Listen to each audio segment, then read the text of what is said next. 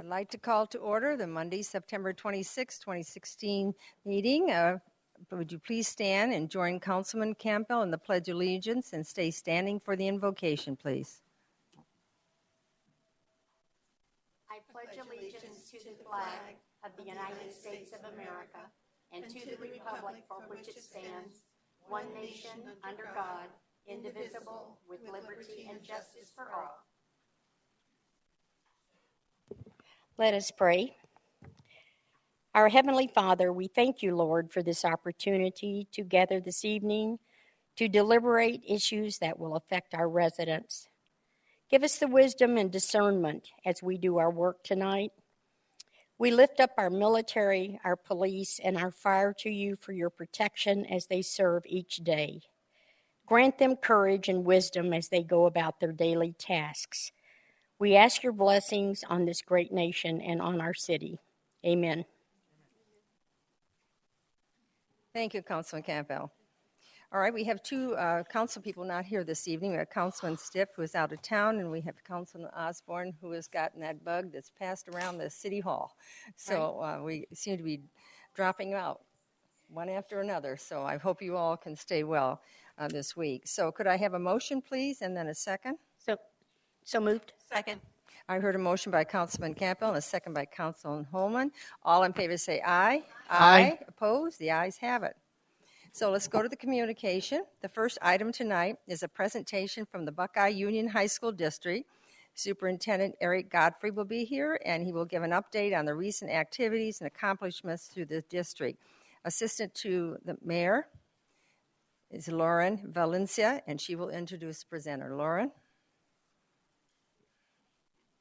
Good evening, Mayor and Council. As Mayor Lord said, we have Eric Godfrey here tonight from the Buckeye Union High School District to kick off our State of the School District series. As you'll remember, we did a series of presentations last year with the school superintendents that serve Goodyear families, and we'll be doing that again for you this year. So, Dr. Godfrey, if you'd like to join us. Thank you to Dr. Godfrey for his time tonight. Welcome, Dr. Godfrey. Mayor, Lord, and Council, thank you very much for letting us be here today. It is Mr. Godfrey. I can't say that I'm a doctor. Oh, sorry, but, that's okay. I appreciate that. You know what? You should let that go. I gave it to you. No, it's okay. Hey. Anyhow, we'll get right into some things right here because of your time is value. Again, we appreciate you allowing the schools to be here and to be able to talk about the things that we can do to help serve our communities of Goodyear and of Buckeye. We were established in 1921. We are 1,200 square miles, and so we start at Citrus Avenue, go all the way down through Estrella Mountain Ranch, almost to Mobile, down 17 miles towards Gila Bend, almost to the county line of La Paz, and along McDowell Road on the north side of the freeway and all points between. We have a little spot out there by the nuclear plant that Saddle Mountain gets to take over, but all other points are ours. Our buses put on about 850,000 miles a year to transport students. We have 64 bus runs that we do twice a day to bring in over 50% majority of our kids are riders in that situation. We serve two municipalities, the city of Buckeye and the city of Goodyear, and we are proud of those relationships that we have and appreciate the things that happen in the development office, the building offices, the city council offices, and with the mayors as far as supporting us and what we try to do to help the cities in both of those municipalities grow. We have a little over 4,200 students now. In 2001, to give some perspective, when it was a two-lane, four-way stops down Estrella Parkway and there wasn't anything, including the Safeway or anything, it was just an 11-mile lonely stretch out to Estrella Mountain Ranch, and we opened with 131 students out there. Now the Estrella Foothills High School, which is, we'd like to think, is one of the highest quality high schools that serve the city of Goodyear, now has a little over 1,000 students and has grown to be quite a campus. We were established as a district in 1921 with Buckeye Union in the original school building that is in downtown Old Town Buckeye, which now is actually owned by the city of Buckeye, and then with a joint partnership, Estrella Mountain Community College has the Buckeye campus, which services students right there. But that building has been refurbished to its original state and sits proudly adjacent to our Buckeye Union campus. Estrella Foothills High School was opened in 2001 with 131 students, so we've seen a considerable amount of growth out there, and with the new home developments that are now starting to hit Estrella Mountain Ranch again, we're excited about the development there. Yonker High School is in 2007. It's located on Lower Buckeye Road and Apache, and has almost 1,600 students. And then one of our crowning jewels to our campus is the Buckeye Learning Center, which is on Verado Parkway and what is now known as Energy Way, where APS and WestMec have joined forces with Estrella Mountain Community College and with the districts that belong to WestMec to form that energy partnership. But our alternative campus is there, and we have relationships with 9 different school districts. We have 11 different programs, so we serve alternative education kids, full spectrum autism kids, emotionally handicapped kids, and several other special needs programs. Johns Hopkins University was here about a year ago and produced a white paper on the Learning Center, and one of their remarks was there's not many schools, if any, in the United States that do exactly what the Buckeye Learning Center does. So we're very proud to be able to service those. Not only do we service our own district and the others as I partner, but we also partner with some of the area charter schools to be able to provide those special ed services that aren't as available to the charter students as in a public school. We employ almost 500 people, full and part-time employees, from teachers to custodians to plumbers to bus drivers to coaches, and you name it. It's a little microcosm of our city. Oops, see if I can go forward here. Quality education. Some of the things that we have statistics, and we could get up here and talk statistics all the time because that's what education is, but didn't think that was the brunt of this. But we do boast anywhere from 87 to 90% graduation rate in our district compared to a 67% at the state level. Our dropout rate hovers right around the 1% mark, and in some cases is actually less than 1%, and the state sits at 3.4. AZ Merit, which is a hot topic right now, and I'm going to talk a little bit different vein of that than the statistics, because the first scores statewide were not very promising. But as we enter this new assessment and the new bars that have been set or are expected to be set, there are some challenges for students across the state. But we were comparable with other West Valley districts and across the state averages. Our Get Connected initiative we are very proud of. We provide laptops to 100% of our students. The only fee for them is a $10 self-insurance fee. Year 0, which is what I spoke on last year, was one where connectivity problems and you name it, we got to see it as far as technology issues and things like that.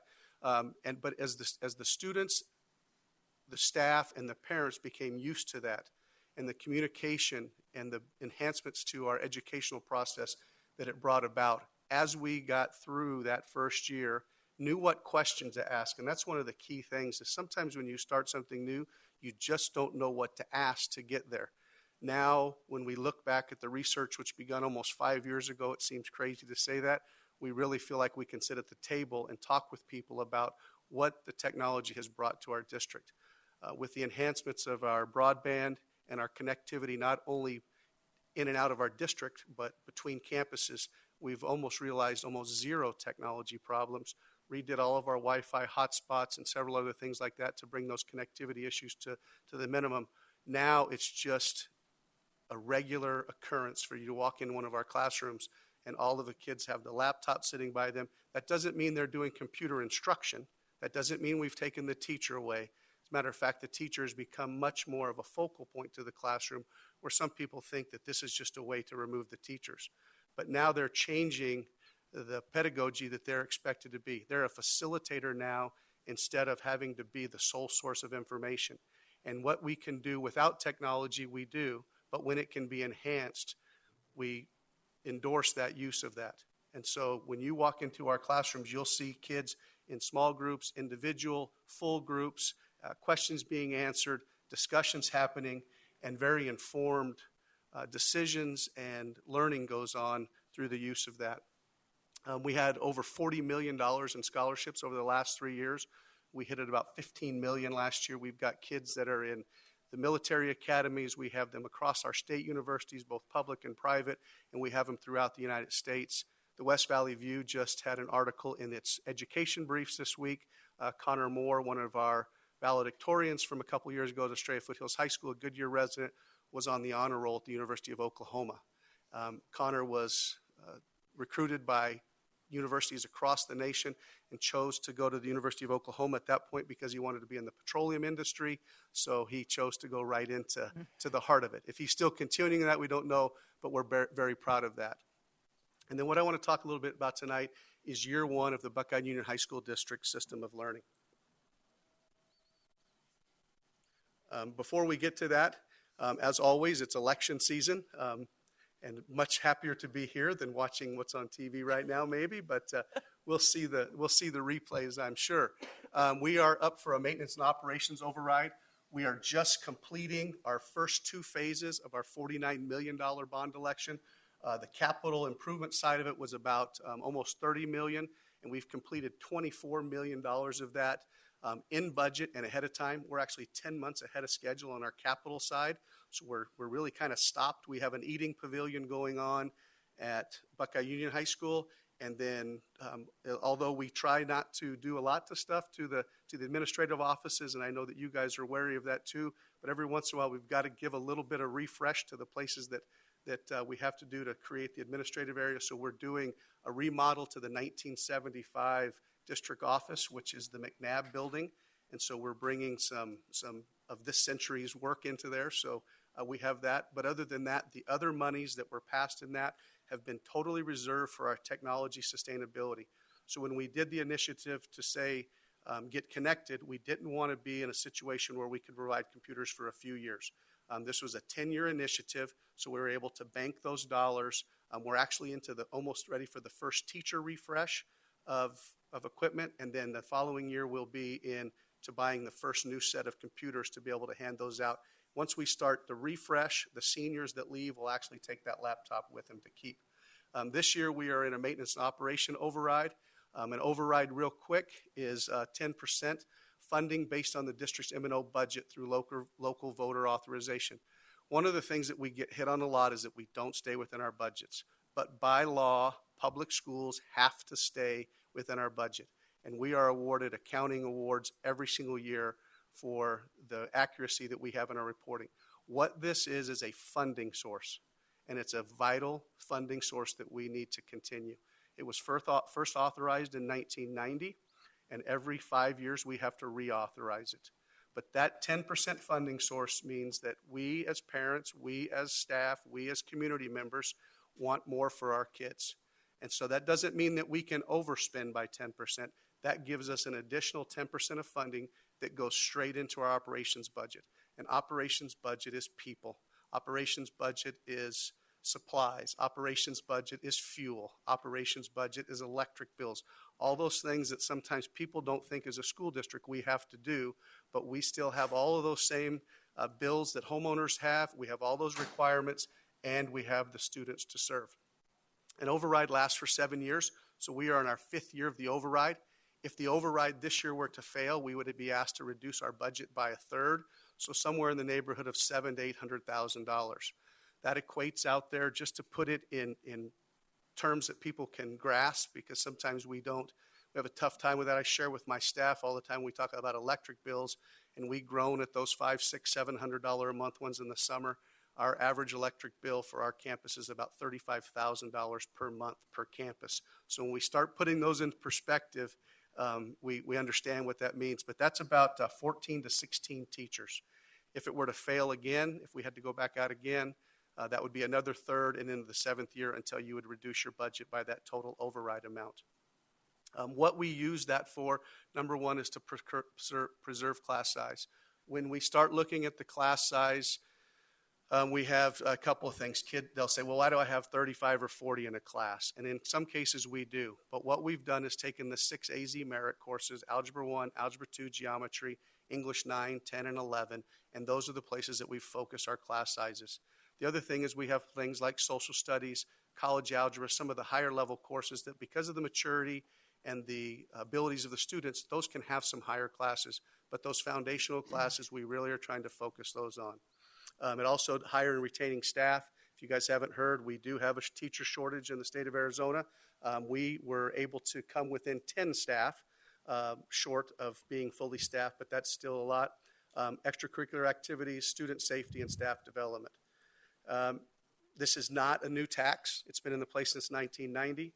This says right here we've had 2 consecutive years. We actually have just got our new budget tax numbers, and this will be, we are in our 3rd consecutive year and projecting a 4th consecutive year of an overall tax rate reduction. Now, when we put that with assessed valuation, tax bills may still the same, but it's a good thing for assessed valuation to go up, and hopefully we can combat the tax bill itself with the lower tax rate. But we are very conscious of what schools do put out there to the local community members to fund us with. The projected amount for this override would be $29 on a $100,000 home, and obviously you can extrapolate that number. Again, 1990 was our original override approval. And then some of the questions that people have asked, does Proposition 123 affect this? As a whole, it does not. It did cause our operating budget to go up a little bit because we had to incorporate those dollars, which did change your tax amount a little bit.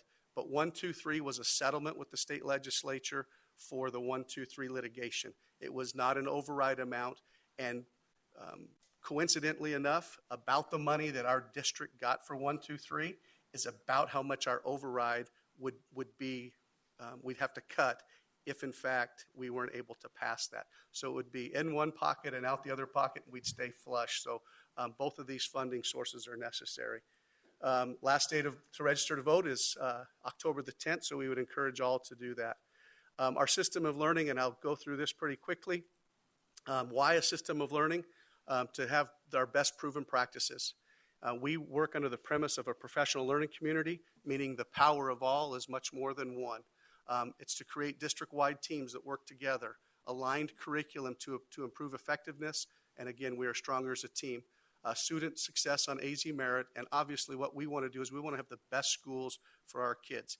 First and foremost for our kids, and then our community is right behind that, because with good schools comes quality cities. We want to be able to have a clear vision, and this helps. But the bottom line is this: we want to be the premier learning community where significant relationships support the discovery of instructional relevance and accomplished through rigor. And so what does this mean? Is that we want it to be the best. Last year we got to bring you the video of the CTE people. I don't have one of those this year because there's some cool stuff that's happening right now, but it's by our political action group and it's pro. And so when we're in a situation like this, I can't let you see it. So that's one of those things. But we will throw something in. We ask our folks to let's jump in with both feet and not be toe dippers. So this summer, I got the opportunity to go to a zip line and spend some time at about 8,000 feet. And so, oops, I don't know if that'll play it. Oh, I can't make it cue, but can somebody hit that in there to play?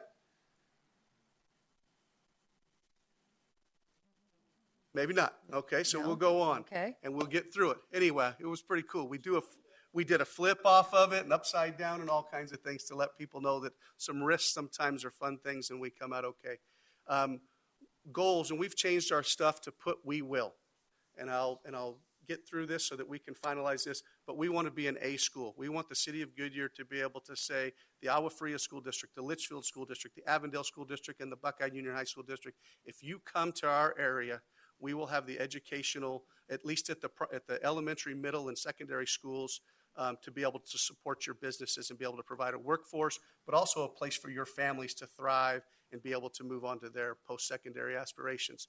Providing a safe, healthy, efficient, and financially sustainable environment with respect. And that's one of the things that we spent today with a professor from Arizona State University talking about seeing things through other people's eyes and accepting the challenges that people have, and how do we bring about a culture of being nice.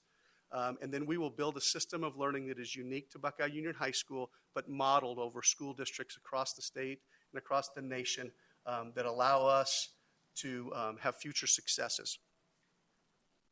Our projects, we want to be able to pass the override. We want to be able to implement a program called Beyond Textbooks, which is a partnership with Vail School District out of the Tucson area and about 100 other school districts that align curriculum so that we can have success on the AZ merit, but then that ripples out into all of our other academic and non-academic or elective areas for them to have these frameworks. Other things on there is increasing safety and increasing character. Initiatives, these are things that are ongoing, but the infusion of technology, We want to be able to have collaborative instructional review, so our teachers are talking to teachers of like. So Algebra 1 teachers are talking to Algebra 1 teachers, and art teachers are talking to art teachers, and PE teachers, and so on and so forth, so that they can come together on common ground and find out what those best practices are, and what are we doing when kids learn, and what are we doing when kids don't, and what are the reactions to those.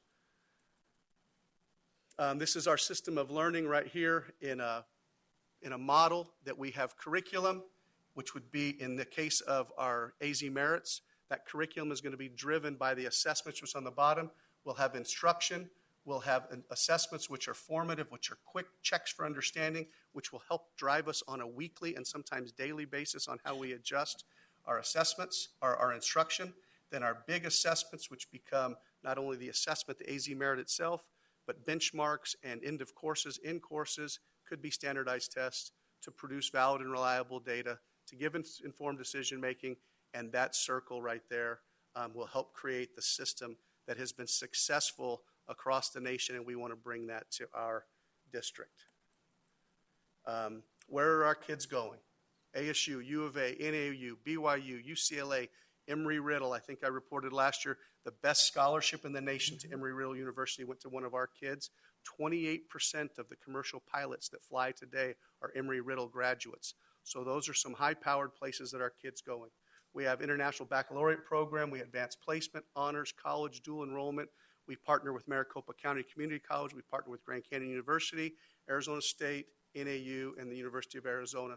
We have state-of-the-art facilities. We've just completed $24 million in enhancements. So each one of our campuses can handle almost up to 2,000 students, and just some beautiful places besides Performing Arts Center and classrooms, but the technology enhancement and things like that, and industry-validated career technical education programs. Our FFA program at Buckeye Union High School was just awarded a grant from Monsanto for $10,000, which was actually nominated by one of our alumni that's in the farming industry. So our alumni are coming back and being proud of where they came from and making sure that they're there. And to close this up, the influence of a teacher. Most of us end up with no more than 5 or 6 people who remember us. Teachers have thousands of people who remember them for the rest of their lives. And so we appreciate you allowing us to serve your community. We appreciate those of you that are parents or grandparents that let your kids come to us all day long, and sometimes most of the night too. But we really enjoy what we do, and we are very, very proud of our accomplishments and very, very proud of our staff and what we provide for the city of Goodyear and the city of Buckeye. So with that, any questions that you may have? And again, thank you very much for allowing us to be here. Well, we want to thank you. That was quite a presentation, and last year's was pretty dynamic, but this year was even more so, so I thank you. But I know the council will have something to say, so yes, Councilman Pizzillo. As also a teacher, I'm an adjunct professor at Grand Canyon. I appreciate all you do because I'm a firm believer your success is the country's success, because as you bring the next generation up in a world which is highly competitive, they need to have all those skill sets available to be competitive in the world. So I appreciate all you do. And again, I'm with you on all this. And thanks for the update. Thank you. Vice Mayor? I've always been very impressed with your schools, and that's one of the reasons we built, or we live up in Estrella Mountain. So I will be sending you a wolf next year to high school, and I've only heard good things about the students that go up there from the parents. So it has a very, very positive reputation. Not only is it a wonderful campus, but they love the no textbooks. I mean, all that technology and how they're going to be in the field. And with the override, obviously, we know that is vital, because good schools bring corporations, bring businesses to our community. I think that's what we try to always tell people about the override, that your good school is about your best economic development that we can do. So any help you need on the override, you can have Lauren get my contact information up there. And I think it's important that the parents know that those dual enrollment programs and those AP classes get you college credit at a much cheaper rate, and you can get a whole semester or maybe a year knocked off of college. So we have great programs there. So thank you for everything you do. We will be on a community walk this weekend throughout all of our communities, garnering support for that. So if you'd like to participate in that, Estrella Foothills at 9 o'clock in the morning, and we can give you some flyers. I'll come on. Okay. Thank you for your words, Vice Mayor. Great. Councilman Holman. Well, I happen to be a strong advocate of the dual enrollment.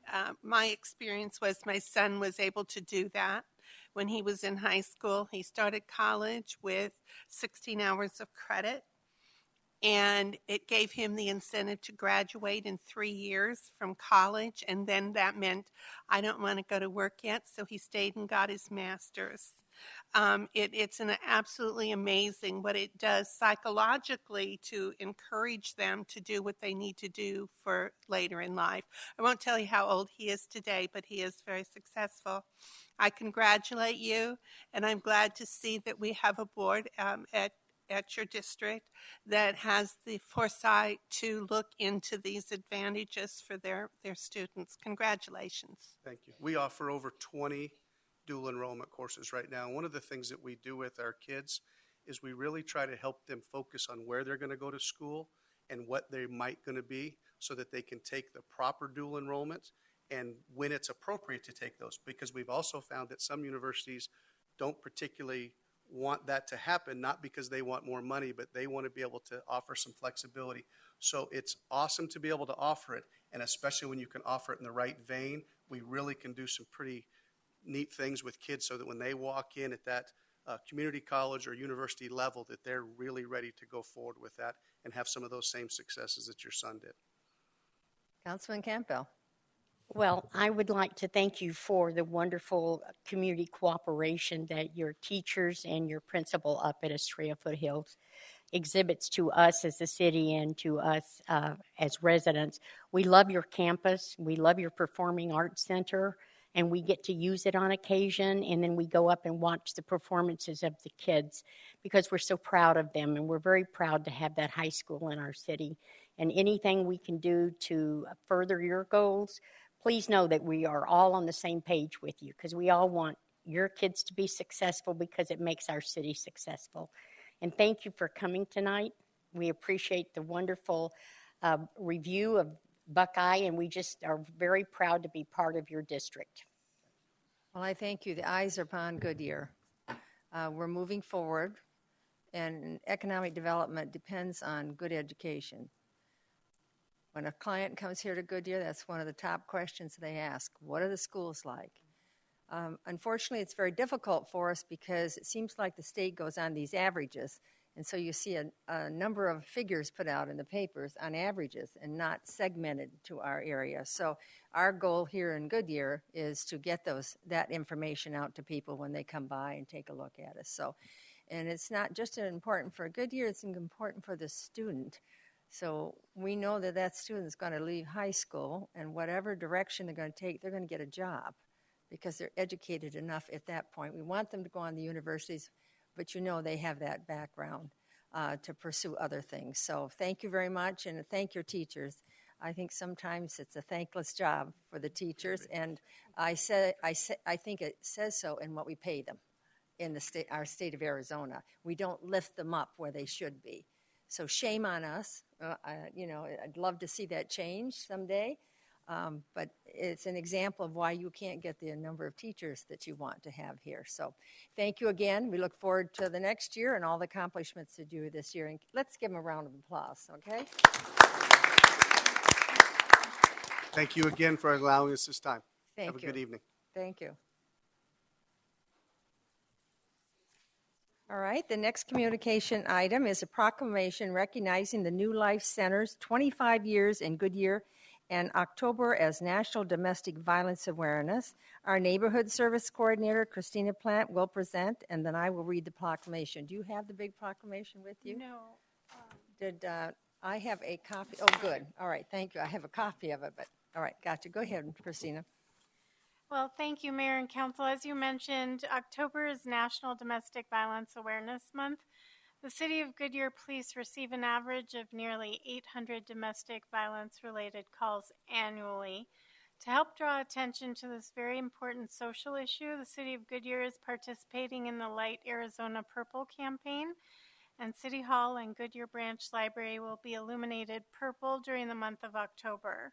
On Thursday, October 6th, New Life Center will be providing a free screening of the HBO documentary Private Violence at 6 p.m. in the Goodyear Library Community Room.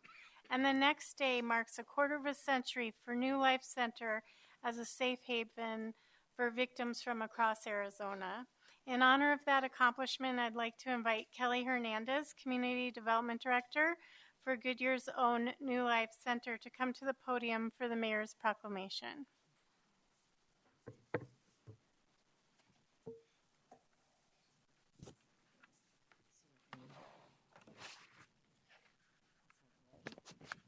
Welcome. We're so glad to see you here tonight. And before I start, I just want to thank, come on up here. Don't be afraid. Don't be afraid. I want everybody just to be able to see you. I just want you to know how much we appreciate you. Okay? Again, you're one of those ladies we don't see out as much as we would like to. And I think there are a number of people in Goodyear that probably don't know about what you do and what a great job you do. So here we go. Domestic Violence Awareness Month, October 2016. Whereas October is recognized nationwide as Domestic Violence Awareness Month, the City of Goodyear, we want to recognize and commend the organizations like New Life Center for promoting the awareness concerning domestic violence issues.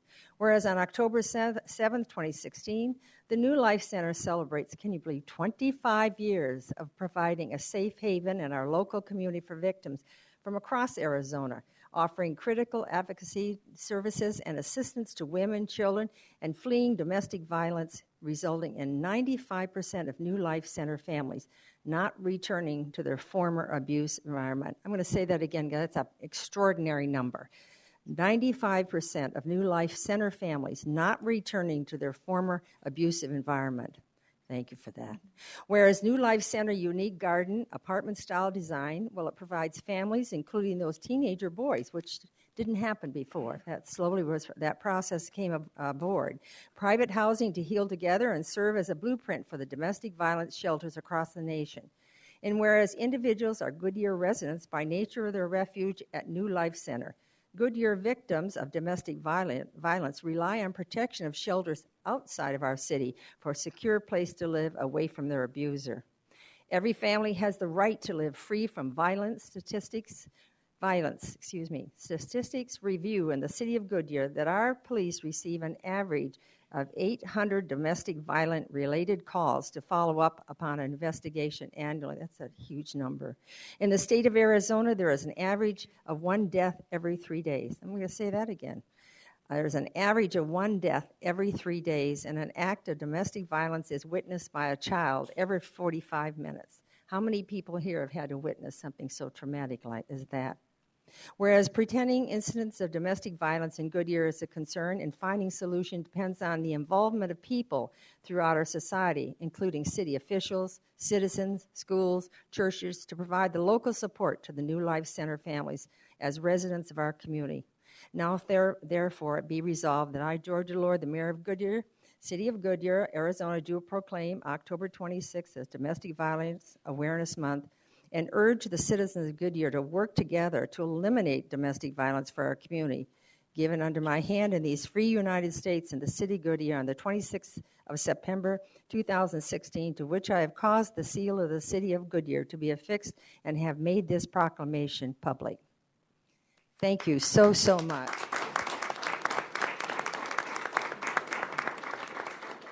Mayor and Council, I just want to say thank you so much for having us and for partnering with a city that is unwilling to stay silent on an issue that is affecting our communities every day.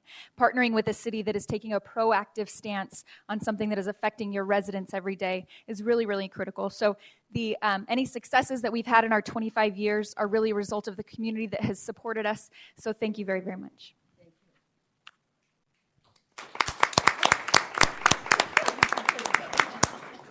Picture of this for something?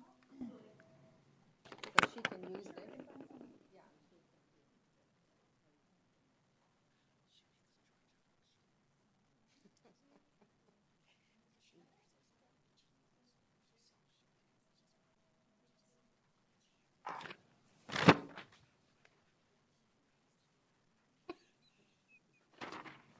Yeah, I think so.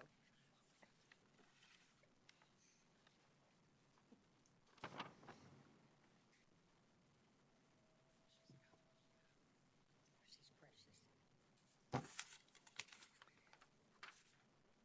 All right, the next communication item is by the United Goodyear Firefighters Charities Group, who will provide us with an update on events that have been hosted over the last 6 months. Firefighter Oscar Navarro will present. Oscar, is he here? Welcome.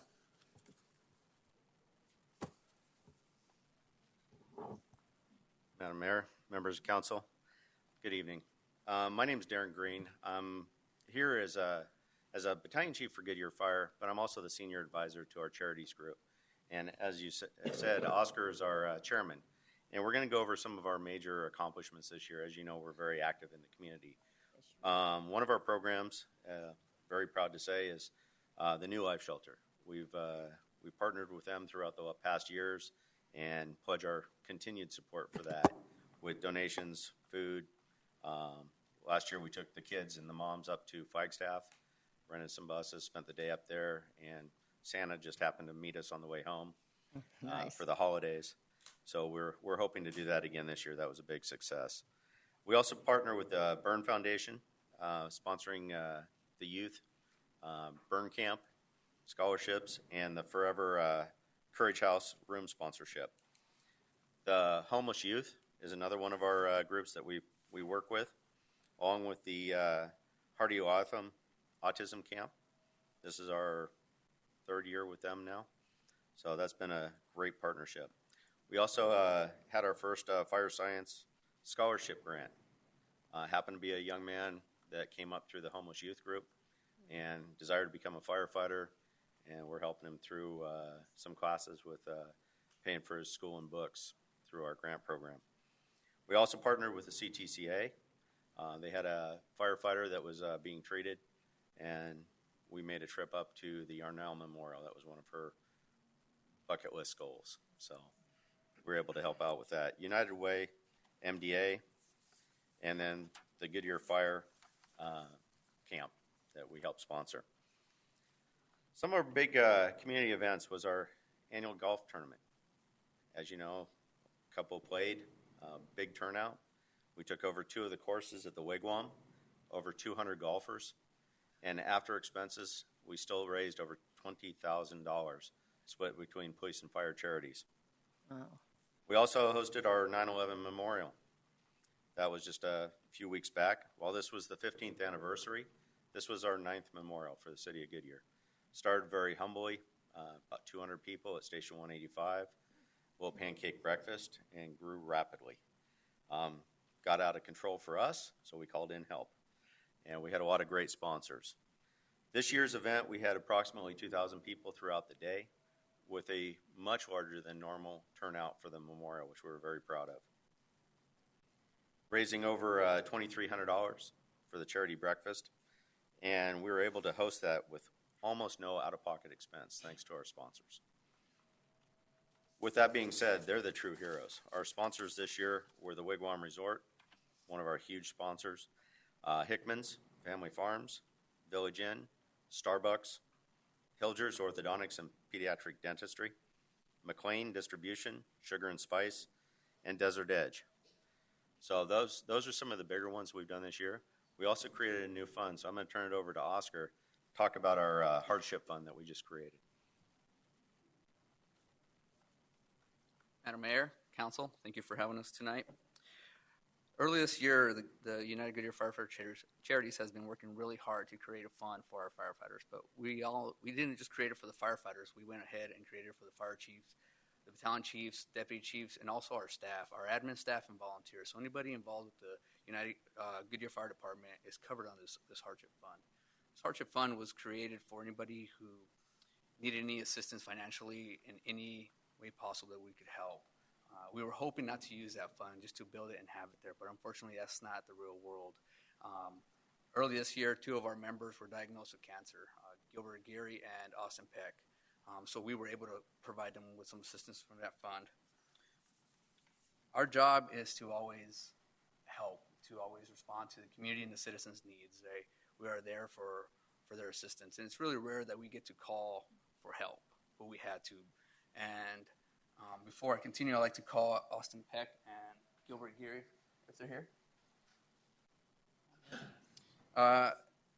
we had to call for help, and we had an amazing support while these two individuals were going through their treatment. And one of the big supporters was AZ Firearms. Mm-hmm. AZ Firearms is the local gun shop here in Avondale, but they support us in everything we do. So I'd like to call Dan and Cheryl Todd up.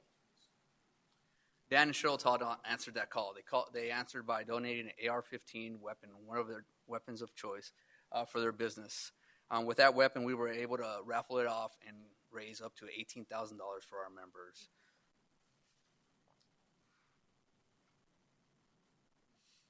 We really, it's amazing what Dan and Cheryl did for us, for them to give us their venue, give us their gun, and also create the event, get all the sale tickets and everything they did. So we would like to present Dan and Cheryl with our tool of trade, the axe, and this plaque of appreciation that everything they did for us and everything they continue to do for us. So Dan and Cheryl, thank you for your support, and here's our axe.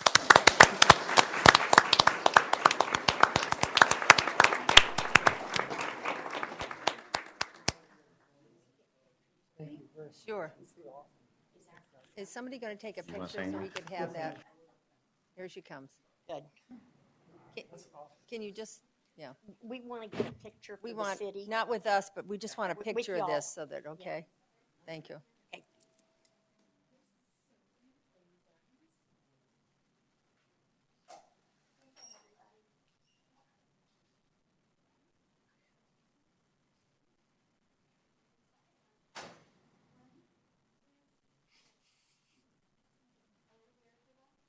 Wait.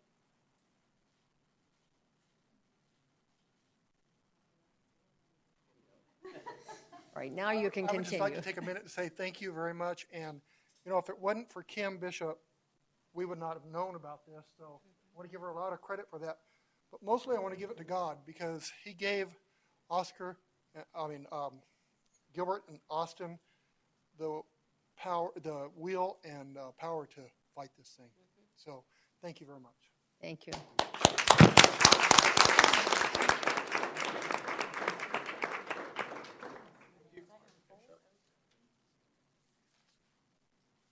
Last, I just wanted to kind of talk about some upcoming events, which, of course, we're going to make sure you're all invited to.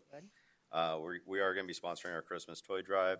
Looking forward to the winter snow trip again for the New Life Shelter up to Flagstaff. It's always fun. Kids make our day. The Fill the Boot. We're also hosting a charity car show, again with the Wigwam. Looking forward to that. And then we're also going to be doing the Relay for Life. So with that, we'd like to thank you for your support and look forward to continuing to work with our community. Well, thank you. If you'll just stay up there, please. Round of applause for all the things they're doing before you comment, okay? I'm going to turn it over to the council because I know there's some people that want to say something. Sherilyn? I had no idea how extensive your work has been, so we need to tout your horn just a little louder so that people will know that their involvement is very important. Thank you for this very impressive work. Councilman Campbell? Well, I have been involved in several of your events, and I know what an impact you have done to our city and to our community. It's really emotional because Austin and I fight the same thing, and it's wonderful to see him. And I told Cheryl when I bought my gun ticket, I didn't want the gun, and if I won, I was going to donate the gun back to be auctioned off for Austin, because it was just such a wonderful community thing for Cheryl and Danny to step up and do for us. And it just shows the impact that all of our fire personnel have made on the residents of our community. And it's not just in Goodyear, because y'all are out all over. And it just is, your Fill a Need program is such a vital part of Goodyear, and it fills a need that is there for residents who cannot provide for their families during the holiday season. And I'm very proud to help donate to that and to do what I can to make it successful for you. But on the other hand, it's something that we need to make the community aware of the far-reaching humanitarian efforts that you actually do. And we want to thank you. And I hope you don't have to use your fund too often, but I'm so grateful it's there for them, for your employees, your brothers, your sisters to use if they need it, because we don't always know where the need is. But we thank you for all that you do, and we just are going to keep fighting the good fight with you. There's not a whole lot to add except we do appreciate all the efforts that you do with your various charities and how active you are in the community. And again, we really, at least really appreciate that. Thank you. Vice Mayor. I just want to say thank you and to thank you everyone who came here. You have a lot of people that came, obviously, to let us know what's going on. And that's the definition of not just community, but I think of family is how we treat each other. And it's just so wonderful. I mean, obviously, after a long week at work, some people, you just go home and be done, but you don't. You guys all go the extra mile to really help the community, everyone. And that is so thankful. And thank you to Dan and Cheryl as well for what you've done. Because, like I said, that's more than just a community. We are a family, so we appreciate it. Well, I agree with everything that they've all said, but I had no idea until I went to Dan and Cheryl's event on raising funds for the cancer. I had no idea that you had those challenges. I don't know how it missed me, or if it had been the story had been told. I really was amazed and had no idea the suffering of the families and the difficulties they were having with this. So thank you both for bringing that. And I'm sure there was some others in the public that were unaware with fire departments and that challenge they have. So I think it's good for the service to get that information out. The other thing, I agree. I wrote them down. People don't know you're involved all in that. So it's just like our city. If we don't tout it, nobody knows it. So congratulations and thank you. And we're so pleased that they're getting better. Thank you. Thank you for all your support. All right, did I just turn? No, it's on.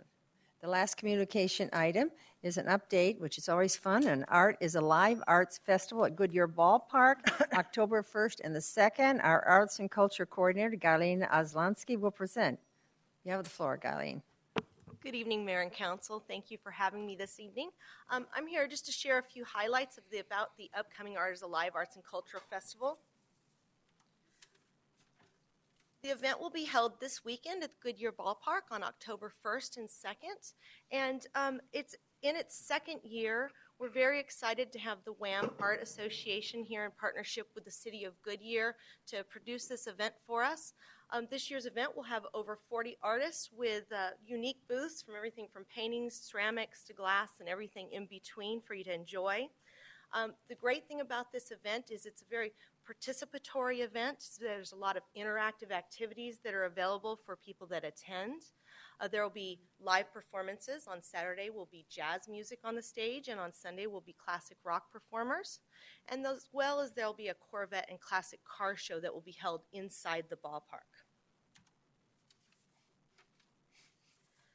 One of the things that WHAM Art Association, one of their taglines that they really promote for this event is that it's an inclusive, not exclusive arts event. And what they mean by that is they really want to have a lot of events that involve multiple demographics of residents and for people to come experience the arts. Some of the exciting things that they have planned for their event is a teen skateboard art activity called Making Our Mark. And at this activity, teens can come in, they get a skateboard deck, they get to design and paint it and create that to take home with themselves. And there'll be professional BMX and skateboarders there. They'll have some ramps set up and do demos throughout the day for the teens to enjoy. There's also youth and adult creation stations. And what these are is places where you can sit down and get your hands dirty. You can make your own artwork to take home with you and maybe get to experience a new medium that you haven't tried before. There'll also be an art gallery in the team shop, and the mobile museum will be set up at this event. Along with being inclusive, There is an area called the Abilities, Not Disabilities art activity, and this is an adaptive art program where WHAM brings in equipment that can be connected to wheelchairs or on walkers, and there's a big 60-foot canvas that's placed on the ground so that all people can come and create and leave their mark that day. I mentioned the art gallery and the team shop. We'll be hosting a youth art show. The Goodyear Arts and Culture Commission sponsors this, and schools such as Estrella Foothills High School, Desert Edge High School, Trivium Prep Academy, to name a few, will be featuring artwork from their students there. We have an artist reception planned for Saturday evening from 5 to 7 p.m. for the youth artists, and everybody's welcome to attend that.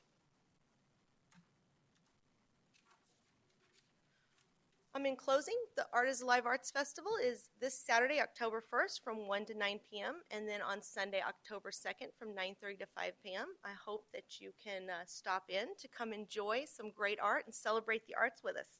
Thank you. Thank you very much, Guyleen. Comments from the council? Yes, Vice Mayor? First of all, before you leave, I want to say the ballet was absolutely wonderful and I had great comments. And this is just another absolutely wonderful arts program for the city. And that is so, I'm just thrilled. I love this stuff. Yeah, Councilman Holman. Guyleen, you and your commission have an extraordinary imagination to create the number of excellent opportunities in our city to enjoy the arts. Having them on display at the library in particular over the period of time that you do, it's such a joy to see the work that our youth have done. And this is just another one on a very long list. And I do appreciate you and the work you have done in our community. Thank you. Thank you. Councilman Pizzillo? You know, I appreciate all that you do, especially on the art side, not being one who's skilled in that particular area itself, but also creating venues for others, for our neighbors, and our residents to come out and enjoy it. So, again, I appreciate it. Keep up the good work. Thank you. Well, I appreciate you, Guyleen, and all the things you're involved in and how you help the mayor and in the art contest and all the things you do. So we do really appreciate it. And it's really fun to see it grow. I have to, it's like planting a flower and you're seeing that flower grow and it gets bigger and bigger. So thanks for all your good work. Thank you very much. Have a good evening. All right, now is the time for citizens who would like to address the council on any non-agenda items. Do we have any cards? No, Mayor. I don't think there's anybody left in the audience that wants to come up, but is there anybody in the audience who would like to address the council? No? Okay, so we're going to go on to the consent agenda.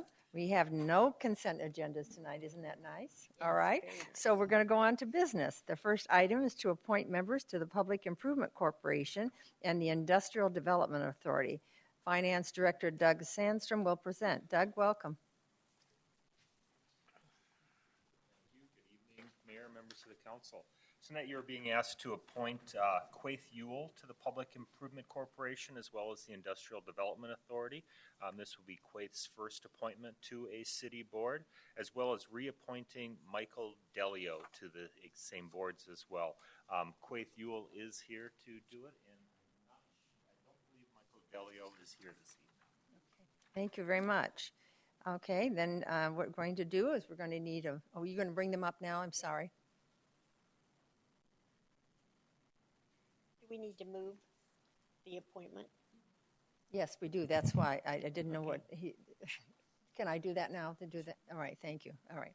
Could I have a motion and a second to appoint Quaith Ewell to the Public Improvement Corporation, PIC Board, for a 3-year term expiring August 31st, 2019, and to the Industrial Development Authority, IDA Board, to fulfill the unexpired term of Marvin Fair, expiring on May 31st, 2018, or until his successor is appointed and qualified.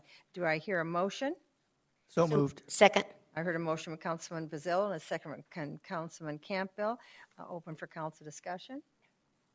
No discussion at this time. All in favor say aye. Aye. Aye. Opposed? The ayes have it. Thank you very much. So now we have a motion and a second to, we're going to do all, we're going to swear them in all at the same time, but I understand the other gentleman's not here. Could I have a motion and a second to reappoint Michael Diello to the Public Improvement Corporation Board for a 3-year term expiring on September 30th, 2019, or until his successor is appointed and qualified? Do I hear a motion? So moved. Second. I heard a motion from our Vice Mayor Loretano and a second from Councilman Holman. Open for council discussion. No discussion. All in favor say aye. Aye. Aye. Very good. Well, now the city clerk will give the oath of loyalty. And again, Mike is not here. Is that correct? That is correct. All right. Mayor, Thank you. Michael Delio was not able to attend tonight, but I will be giving him the oath of loyalty at another time. All right. Okay, are you ready? All right. So please raise your right hand and repeat after me. I state your name.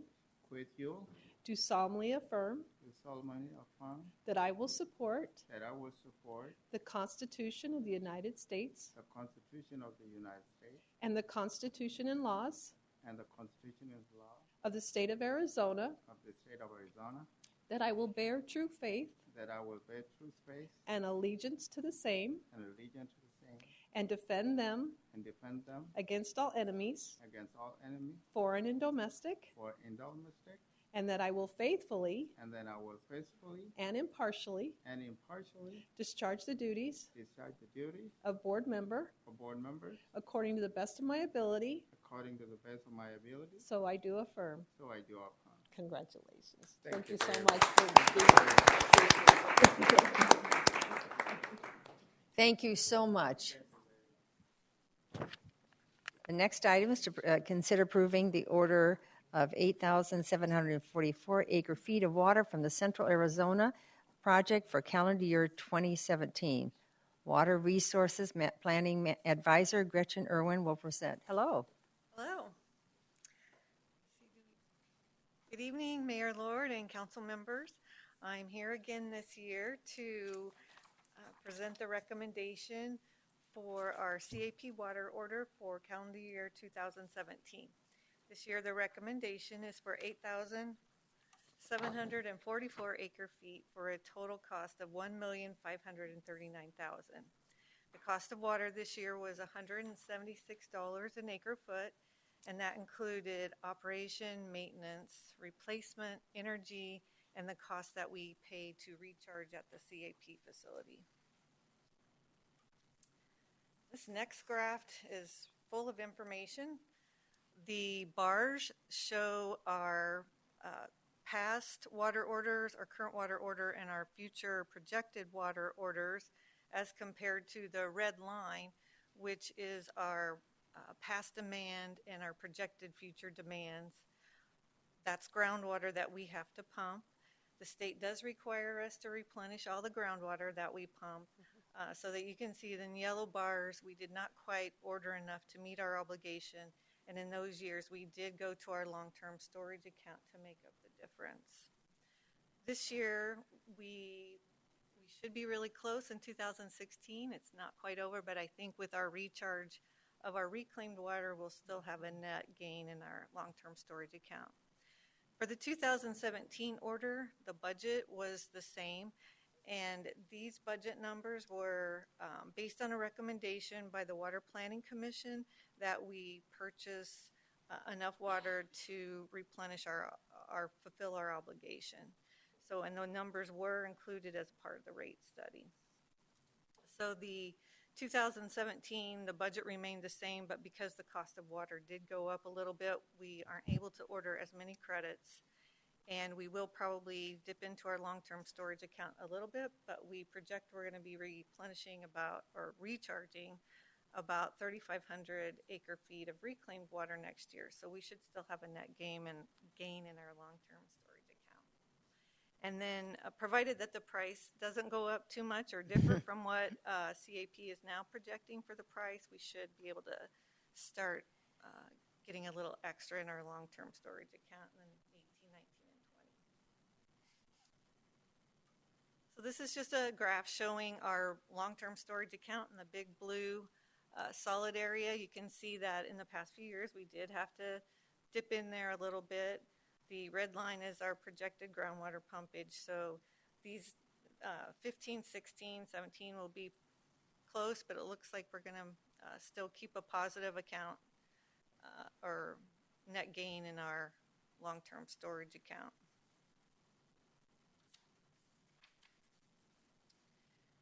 And then just to sum up the benefits to the city, it still is the least expensive renewable water supply in our portfolio.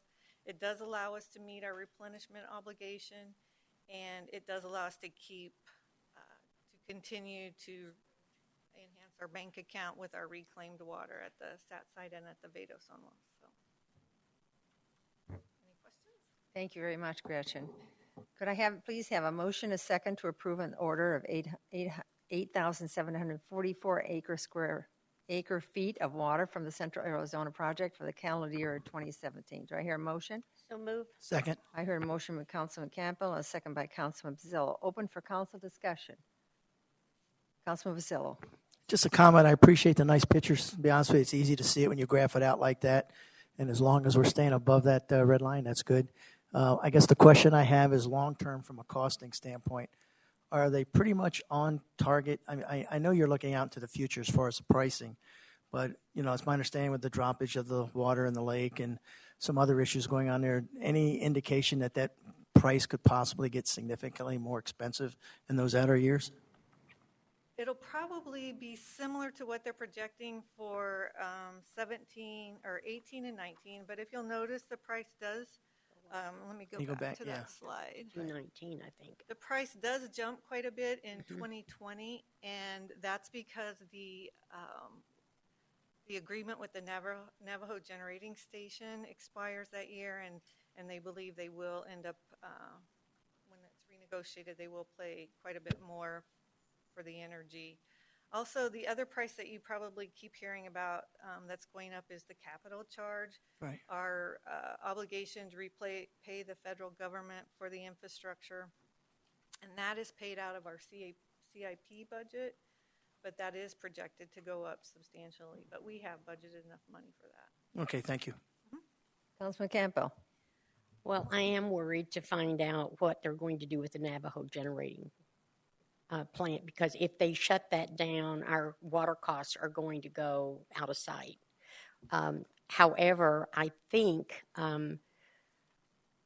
there's not a lot we can do about it at this point, but I think that we are buying as much as we can afford and putting away as much as we can, so we're going to be in fairly decent shape. But I'm still really concerned about the Navajo, because if they shut that down, I don't know how the CAP is going to move all that water down to us when it comes in the first place. Yes, and I think CAP is confident, though, that they'll be able to renegotiate that lease. So. Yeah. So thank you very much. You're welcome. Any other questions? Well, I just have to kind of add to Councilman Pizzillo's question there. Of the different events I've been going to on CAP and water in the last month, absolutely indicates it will cost us more money. Mm-hmm. So we have to be very good on our budget and think about it. So it's like when our customers come to us and say, I don't want to have any higher utility, and we try to explain to them why. Well, it's the same way in this. Water is precious. It's going to cost us, but I think our planning is what's going to save us. So good job. I appreciate it. Thanks for coming up this night. Okay, so all in favor say aye. Aye. Aye. Opposed? The ayes have it. Thank you very much. The next item is to consider approving the August 2016 budget transfers, and Budget and Research Manager Lori Wigenroth will present. Hello again. It comes back so quickly, doesn't it? She does, yeah. Yes, it does. Thank you for the opportunity to give you a brief summary on the budget transfers. We're actually in the budget office are now in 3 budget years. Still closing last year, we're in this year, and we're just starting the process for next year. So if I get confused, please excuse me. I just wanted to give you a quick summary of the budget transfers that are before you. The dollar amount is a little high, so we thought we'd talk to you about them. There's 4 groupings of them. The first one is my team made a mistake, or we missed when we introduced the ballpark asset management reserve. We missed getting one of the items out that was in case that asset management reserve didn't go forward. So it's actually a $20,000 reduction for a duplication. The next group are a series of water and wastewater related transfers. They're all related to carryovers from FY16's budget into the FY17 budget. The majority of them are the result of, if you'll recall, the rates did not go into effect until mid-year. We hadn't budgeted because we didn't know what those rates would be. So we had several projects that got added to the budget late last year as we introduced those rates.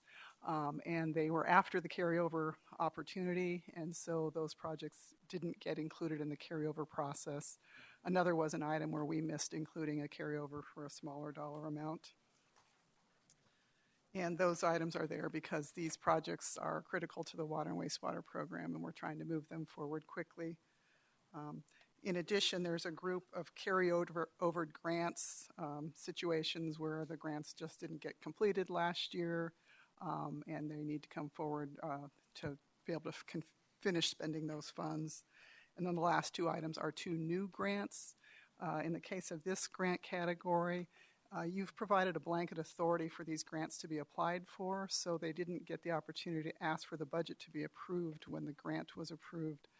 We'll try to address those perhaps later in the year with a new budget transfer policy for your consideration to maybe let that be approved as well as those items move forward. So if you have any questions, I'll be happy to answer them. Otherwise, recommend that you approve the budget transfers. Are there any speaker cards? No, Mayor. Would anybody in the audience like to speak? I now have a motion and a second to approve the August 2016 budget transfers. So moved. Second. A motion by Vice Mayor Loretano and a second by Councilman Holman. Up for council discussion. No discussion? Great. Let's vote on it. All in favor say aye. Aye. Opposed? The ayes have it. That probably was the easiest time you've come to the dais to us, so congratulations on that. The last item on business to consider a contract with Tyler Technologies for the Financial Systems Implementation Project. Deputy City Manager Wynette Reed, Finance Director Doug Sandstrom to present. They got the big duo here tonight, huh? Got the big duo here tonight. Good evening, Mayor, Vice Mayor, and council members. We're excited to be here tonight to talk about the Financial Systems Implementation Project. I do want to let you know that in the audience we do have a Vice President from the Western Region, Bill Lane, with Tyler Technologies here also. So, Bill, if there's anything that Doug and I cannot answer or need further explanation, he is available for questions. Thank you. So, as I was saying, we are excited to be here. As you know, our current system is currently 20-plus years and old and in need of repair. And so tonight we want to present some information on the Financial Systems Implementation Project, fondly known to us as FSIP, and to seek council approval on a contract for $1,715,130 with Tyler Technologies, plus a 15% contingency or owner's contingency for the purchase and implementation of an integrated financial solution software. That solution includes the following modules: general ledger, cashiering, accounts payable, business licenses, fixed assets, accounts receivable, cash, project grant tracking, employee expense reimbursement, payroll and human resources, procurement, budget, and utility billing. As with any project of this size and scope, it's important to establish an executive steering committee to oversee the project and to make decisions throughout the project. As you will see, we have gathered some individuals to fill that role. I will be the executive sponsor for this project. My counterpart, Dan Cotterman, the other deputy city manager, is also on the team, as well as the two directors who will be directly or mostly impacted by this particular project, and that's Doug Sandstrom, Finance Director, and Lyman Lockett, HR Director. Shireen Zaya, our Communications Manager, will be responsible for communications internally and externally. Lena Dixon, Organizational Strategy Manager, will walk us through change management strategies. And Christian Williams and Kayla Stanfield will assist in executive level support and analysis. So with technology solutions, they're often chosen for three themes in mind: engage constituents, improve efficiencies, and connect departments. At the City of Goodyear, these key themes are laying the foundation for our technology investments. The City of Goodyear is implementing a technology strategies that allow for more access to multiple technologies. Currently, our system is a very closed system. It's very siloed. It's very difficult to move information from one area to the next. One particular example of that is when a resident wants to register for a recreation program, a current resident must bring in their utility billing statement in order to show that they're a current resident, because one system doesn't talk to the other. With Tyler Technologies, their system allows for better, more capable interface and upload with other technologies. This will be critically important when we looked at opening our recreation center and our aquatics facilities center in the future. We also want to centralize data, which reduces redundancies. One of the things that this technology will help us with, currently customers will be able to subscribe and unsubscribe from e-billing from the customer portal in Tyler, and currently they have to go to a different website to do that. With Tyler, customers will be able to update their contact information, mailing addresses and phone numbers.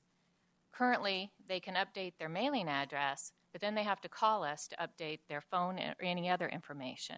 So the centralization of data will be a big impact to our citizens. Improve interdepartment workflow. An example of this, and we have many examples, but an example of this is when we do payroll, we put information in HR, and then we put it in finance. We do have two different data entry points, which increases the chance for error. Improve processes. The new system will be electronic timekeeping. Currently, we do everything by paper. We put down and log our time that we're at work on a piece of paper, and then someone has to put that into the system. With Tyler, the timekeeping is electronic. Allow for more services to be online and available. I mentioned the utility customer self-service. There's also a self-service portal for employees where they can go in and change their tax information, change addresses, and do all of that online through employee self-service. Increased timeliness of communications. Well, if we hit all of these points, communications will increase and the timeliness of those. And provide more transparency. The ability to access and pull information can't be over or emphasized enough. The ability to actually extract information from a system and be able to report on that more often will result in increased transparencies.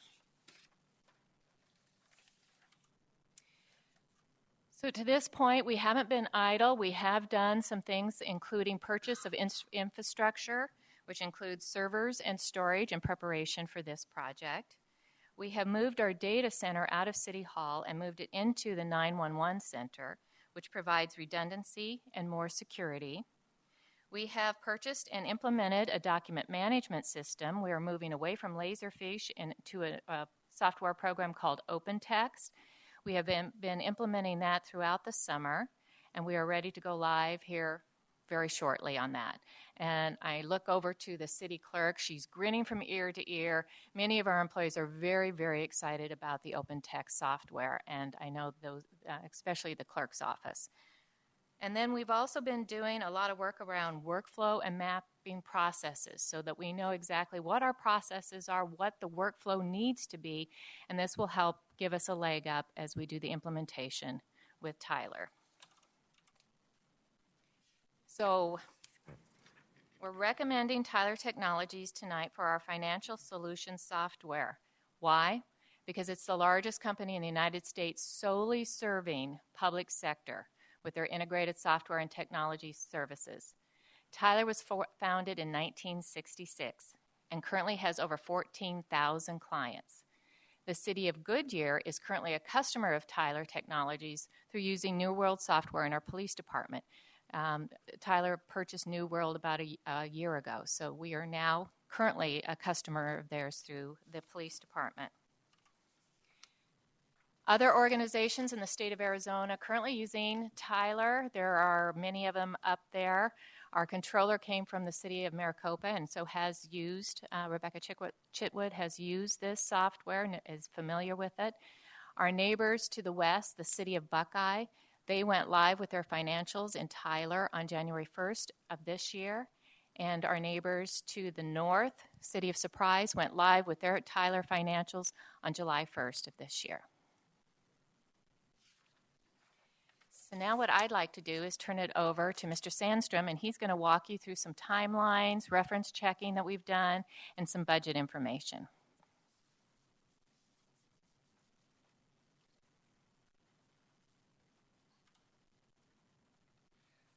As Wynette had stated earlier, the items that you are going to be seeing that we're going to be implementing with this first phase of the Tyler are listed up there. It is basically everything in the financial package.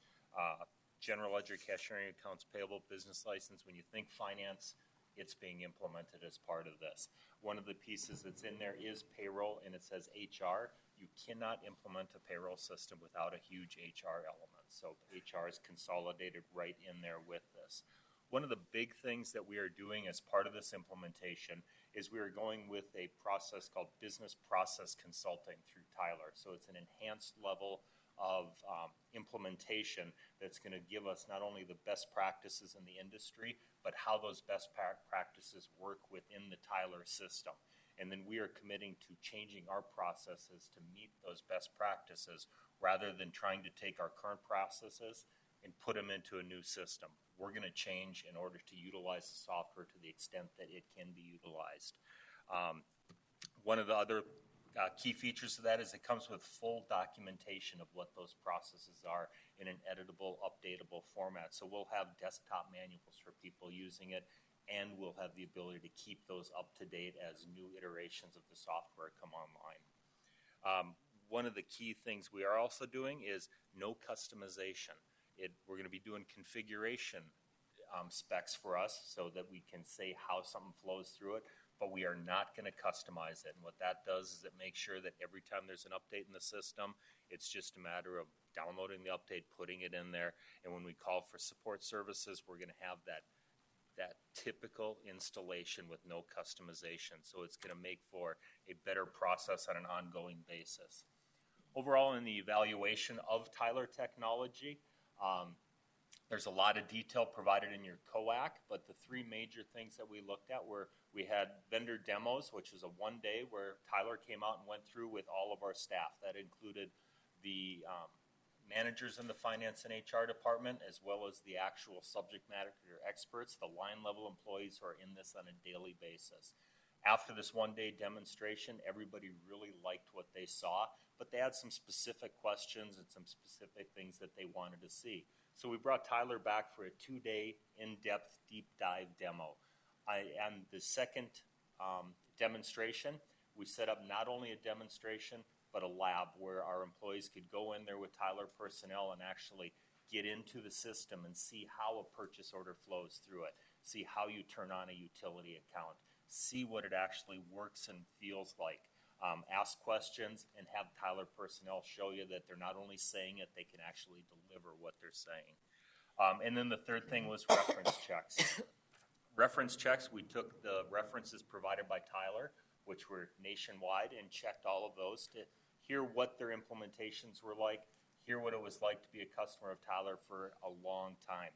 In addition to that, we also went and talked to our peers in Arizona and other agencies that we knew were using Tyler, either brand new on the system or have been using it for some time.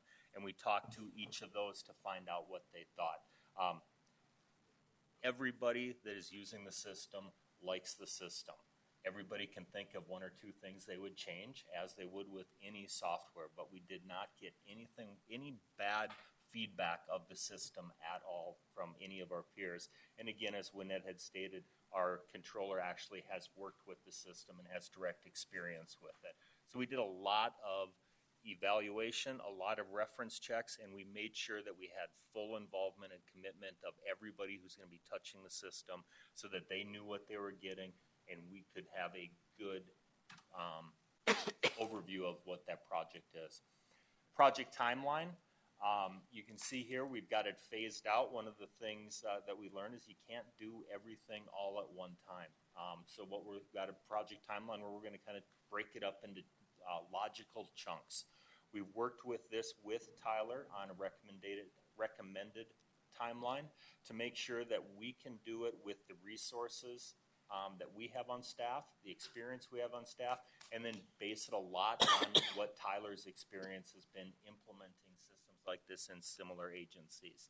We start with the chart of accounts, which is the foundational element of an entire general ledger system. We've actually internally started this process already, and we will continue it with Tyler once we get them on board following contract approval. Immediately after that, we're going to go into payroll HR. Payroll HR, we selected that because payroll HR has a lot of area for improvements.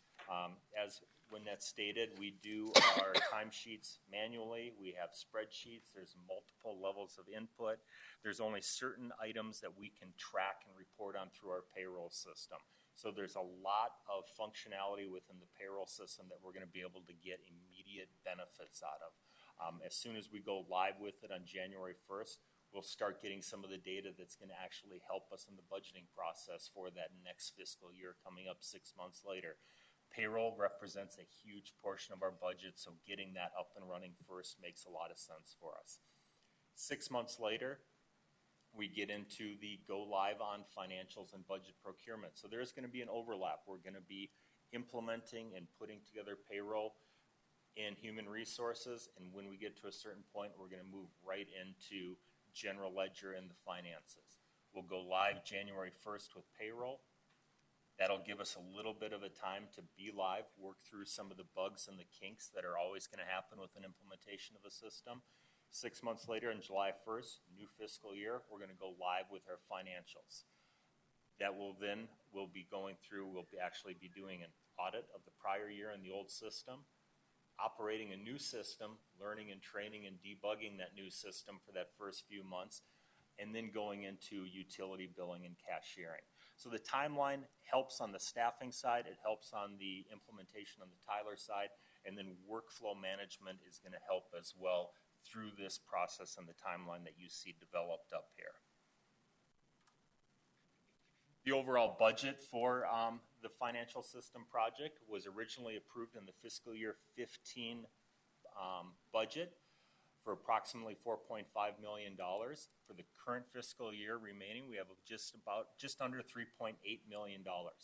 That budget includes financials, human resources, and community development. The contract before you tonight is only for financials and a big chunk of human resources.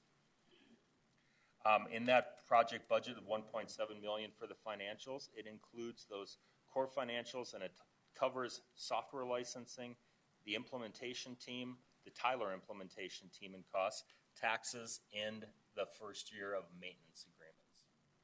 We also are asking for an additional contingency of 15% just in case we underestimated taxes, if we have to do a couple little minor changes here and there. We do not feel that we're going to need this. We are just asking for that authorization. And then the final aspect that I wanted to touch on as far as the budget and the contract before you is that maintenance cost. Annual maintenance costs for the Tyler technology system are about they are $132,910 for the first year. They're waived for the first year as we're going through implementation. We'll be paying a $30,000 fee for some enhanced system support on the IT side. Year 2 of software maintenance then will be that $132,910, and then each year that will not go up by any greater than 5% as negotiated in the contract for the first 5 years. That $132,000 compares to our current SunGuard contract. We pay about $120,000 annually for SunGuard maintenance. That will go away with the implementation of Tyler. And then in addition to that $120,000 in SunGuard, there are some related component units that will also go away, totaling about $20,000. So software maintenance costs are about the same as what we are paying today. And then that also comes out to about 19% of the software portion of the contract. Industry standard is 18 to 26%. So we're on the lower end of it. I think we've done a pretty good job in negotiating on the software maintenance cost. And one of the things we're committing to is, because we are not customizing it, maintaining this, constantly being updated on that newest, the latest, greatest version of it, the time for us to replace this thing will be kicked further and further and further into the future so that we can have a 20-plus year system.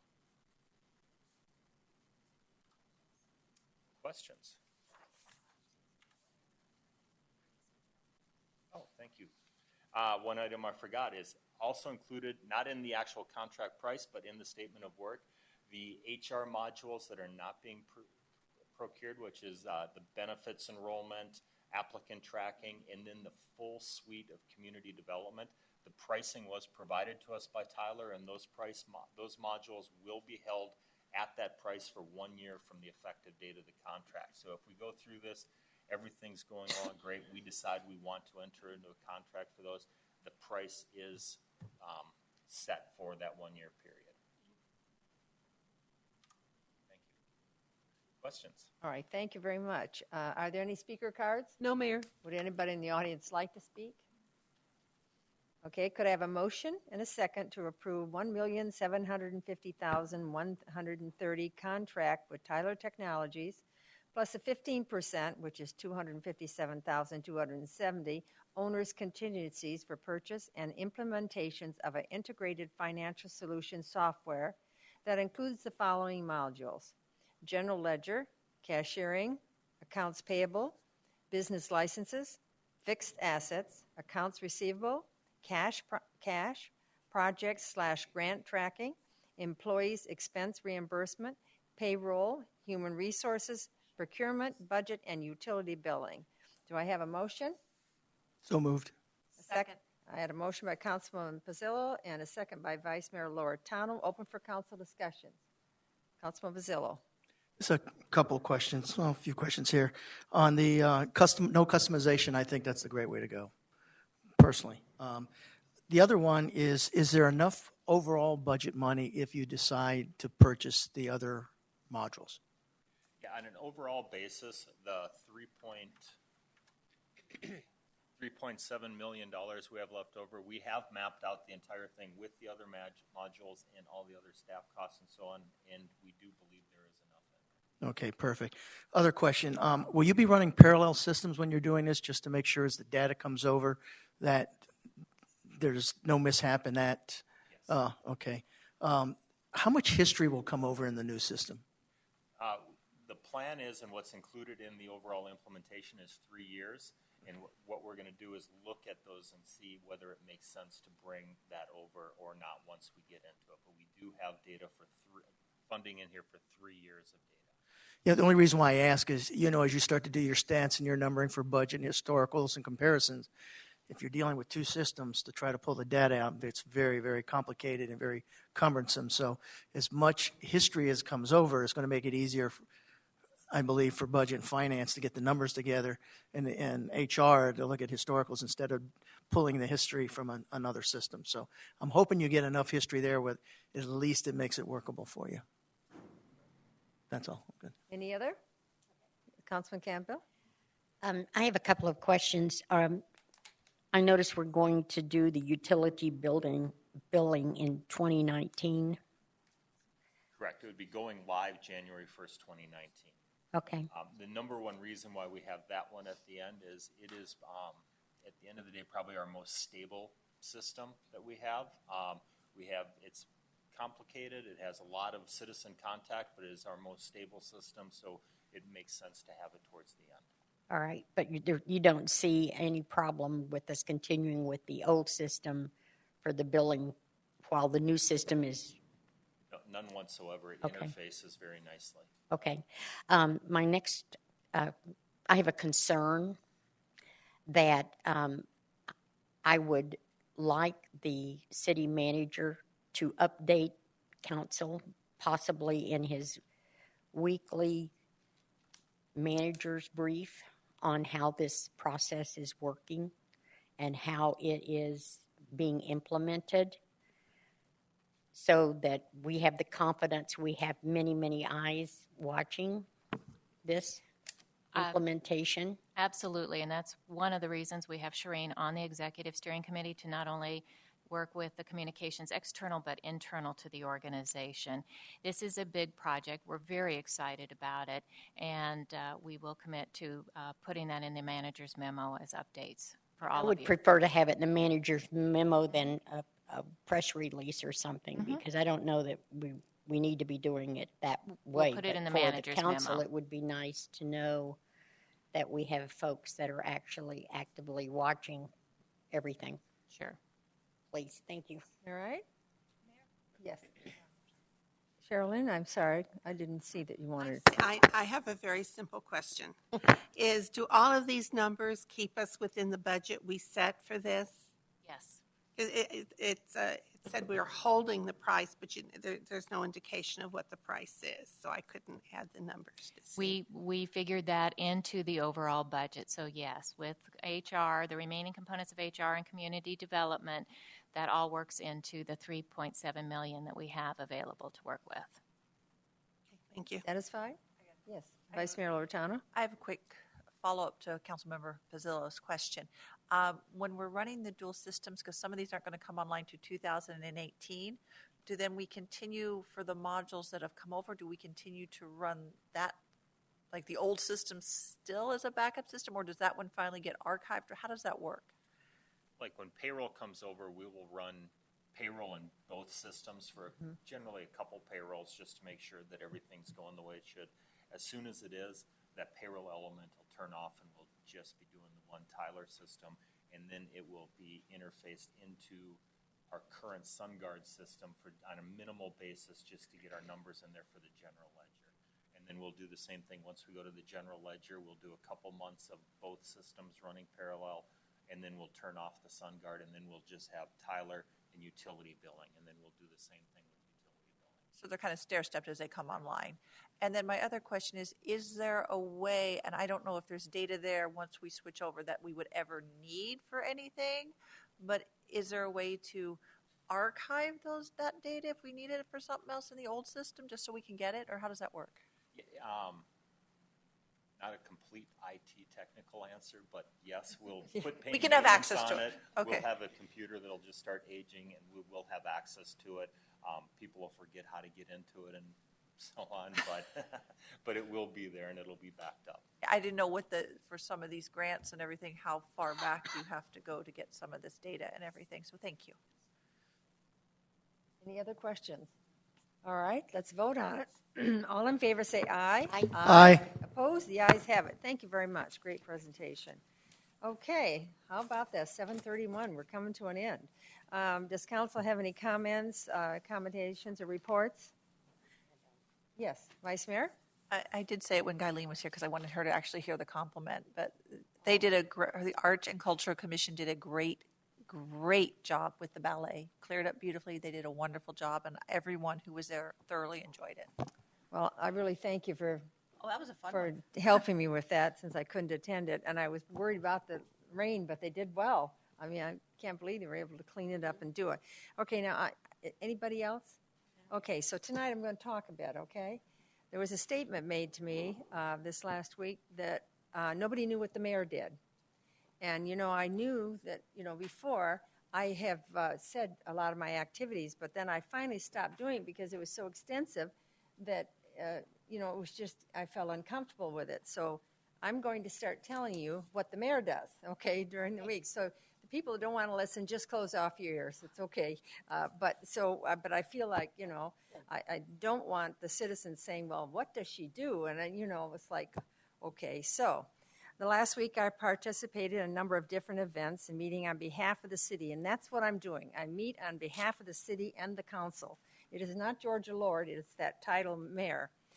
I was at the MAG Transportation Committee. We're right at the point now where we're doing a lot of discussion. It's been good discussion on MAG's effort to fund the transportation projects throughout Maricopa County on the rebalancing from Prop 400. So very, very important to the West Valley. I went to Copper Trails Elementary School. They asked, since the chief did, breakfast with a cop, is that what or with the chief, whatever it was. So I get this call, hey, the chief's doing it, can't the mayor do it? So I went out to the school to Copper Trail School and for their breakfast. And it ended up where it was an autograph signing. So they lined up for autographs, but what came out of it, which was absolutely precious, is the questions. So one little boy sat down and he looked at me and he said, okay, so who are you voting for, Hillary or Trump? I mean, it was like another little boy came up and he said, oh, I know you're rich. Mayors are rich. You make a lot of money. I had to laugh at that one. So it was just one after another, and they wanted their picture taken. It was just really, really sweet, and I really enjoyed it. But what I want to tell you about is when they were well behaved, once they went back to their classroom, all of a sudden I saw everybody stand at attention, and on came the national anthem over the sound system. And the next thing you hear after that is you hear an individual from one of the classes say the Pledge of Allegiance. So when people out in our community are saying that our schools don't do that, they do it. They are teaching love of country. So I just wanted to point that one out.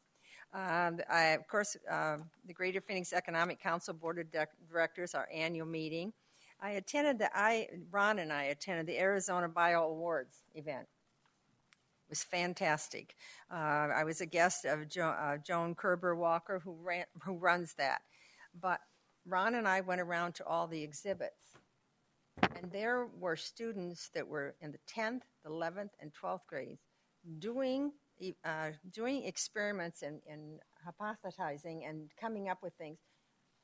It was way beyond Ron and I. They tried to explain to us what they were doing, but it was so technical that you would be proud of what we have in our schools. And they're all over from all over the valley.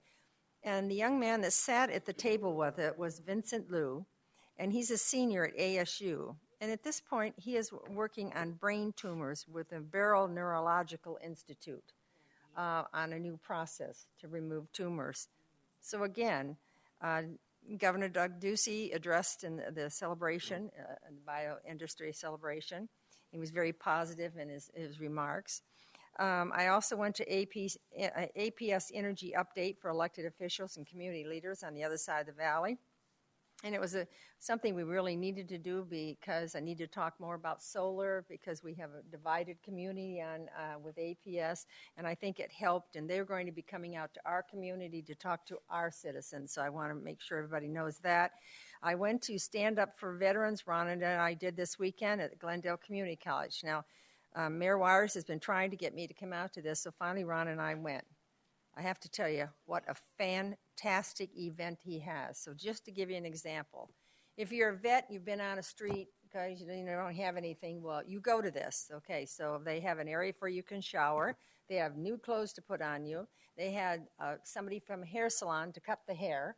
Then they started to take care of the other parts. So if you had a DUI or you had some kind of problem and haven't been able to get your license, been very difficult, they have a whole legal department set up. So the individuals, men and women, go in there and try to solve that. And then they go to the final room where there are tables of companies that are offering jobs. So when you see all his pictures running around his motorcycle and doing all the things he does with vets, let me tell you, he really works behind the scenes with them. So it was, there were about 400 people. A lot of jobs were acquired, and every time, I don't know how many mayors have a big silver bill, but Jerry does. Okay, where else? Who would have one? He would. But every time somebody got a job, then they ring the bell, and everybody would clap. So it was a great feeling. So I just want to congratulate the mayor of Glendale and all the things they're doing. We did participate in this. Our courts participated in it. They had the judge there, and so they really did it electronically. But we were a part of this. And that room with the DMV and all the things, that was an important room. A guy got up and said he hasn't had a license to be able to drive a car to try to go out and get a job for a long time. So it was a good feel. So I just wanted to tell you about that. Let me see. Okay. And then I want to recognize Councilman Holman, who was named the chairperson of the Maricopa County Community Development Advisory Committee. Congratulations. So she represents it on a county level. And so I will try to do that too. As I've been told, what you are doing is something special. I will announce that. So I hope I didn't bore any of you. But that's what the mayor does, okay? Well, you were busy. Yeah, well, this was not a busy week. Yeah. I'm telling you, this was not a busy week. I had space to do some things for my own, so this was a great week. So anything of the city manager any inquiries, any follow-ups? Okay. With that, the next meeting will be a work session, a regular meeting on October 3rd. So I will now adjourn this meeting. Huh? Wow.